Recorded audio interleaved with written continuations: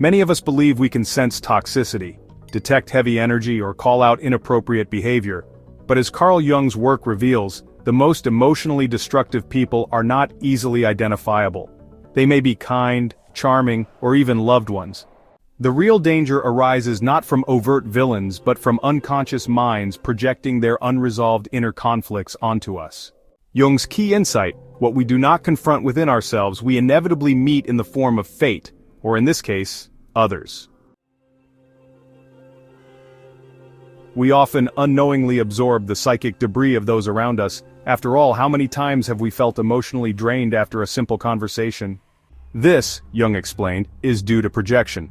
When a person offloads their disowned traits onto someone else, you cease to be yourself and instead become a mirror or scapegoat. And the manipulation is so subtle, cloaked in empathy or responsibility, that you may believe you are simply being supportive.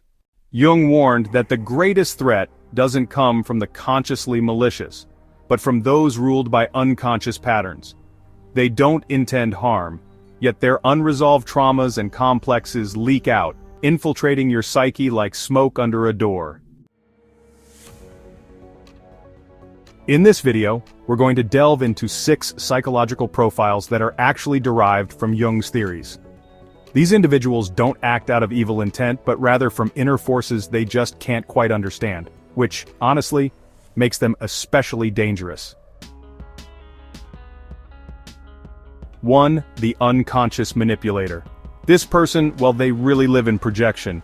Instead of confronting emotions they don't want to deal with inside themselves, they end up blaming others. You become their emotional scapegoat.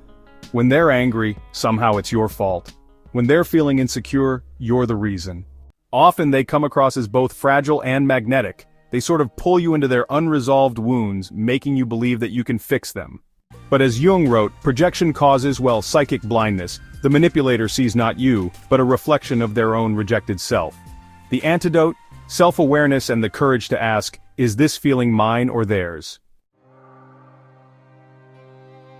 2. The bearer of the persona. Some people don't seek emotional rescue, they seek approval. These are the perfectionists who identify fully with their social mask, the persona. Always smiling, always composed, they appear ideal. But behind the mask is a soul in turmoil. Jung cautioned that identifying too deeply with one's persona results in the repression of authenticity. Over time, those around them begin performing too, creating a theater of hollow connection. This repression breeds toxicity in silence, not noise. 3. The owner of the repressed shadow. This person represses everything they deem unacceptable: rage, jealousy, desire, ambition. They live a controlled, moral life, often admired for their discipline. But as Jung warned, what you do not make conscious directs your life, and you call it fate. When the shadow, everything unacknowledged in the self, erupts, it does so destructively. These individuals may lash out unexpectedly, hold grudges, or become passive-aggressive. Their moral rigidity often masks a deep inner chaos. Psychological warfare in relationships. Whether it's a manipulative friend, an emotionally distant partner, or a controlling parent, many of us have felt trapped in dynamics that drain our energy. Often we internalize these experiences and begin to question our worth, our memory, or our emotional responses. But Jung's work teaches us that these emotional entanglements are often projections, psychic games we are pulled into, not creators of.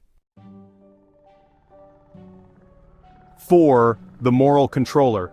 This archetype, hides behind morality and righteousness. They tend to project their disowned shadow onto others, judging them really harshly for behaviors they secretly wrestle with themselves.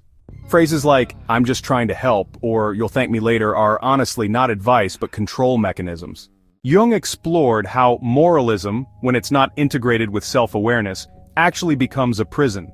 You are made to feel guilty, not because you've done something wrong, but because your freedom threatens their illusion of moral superiority. 5. The complex person. One moment loving, the next explosive. The complex individual is dominated by unresolved emotional complexes. These are, autonomous trauma-based emotional patterns that hijack behavior without warning. The person may not even realize they are reacting to old wounds. This inconsistency creates confusion in relationships. Moments of affection are interspersed with emotional chaos, making it really hard to detach. The unpredictability becomes addictive and you begin to walk on eggshells to avoid triggering past ghosts. 6. The psychic vampire, perhaps the most subtle and insidious type, doesn't scream or accuse, instead they feed on your time, empathy, and presence. Cloaked in emotional dependency, they draw you into a codependent bond where, honestly, you start to feel responsible for their well-being.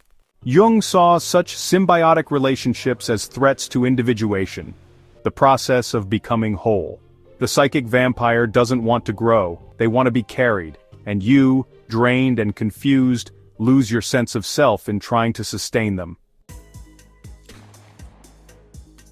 Jung's ultimate message is not one of blame, but of awareness. We all carry elements of these 6 types. The difference really lies in whether we choose to confront them or unconsciously project them. Freedom begins the moment you decide to look within, acknowledge your own shadow, heal your traumas, and reclaim your psychic autonomy. By recognizing these patterns in ourselves and others, we step out of the unconscious battlefield and into the light of self-knowledge. This is not an easy path, but it is the only one that leads to authentic connection, emotional clarity, and true inner peace. Ask yourself, which of these profiles have I encountered, and which live within me? The more light we shed on the unconscious, the less it controls us. And that, Jung would say, is the first true step toward liberation.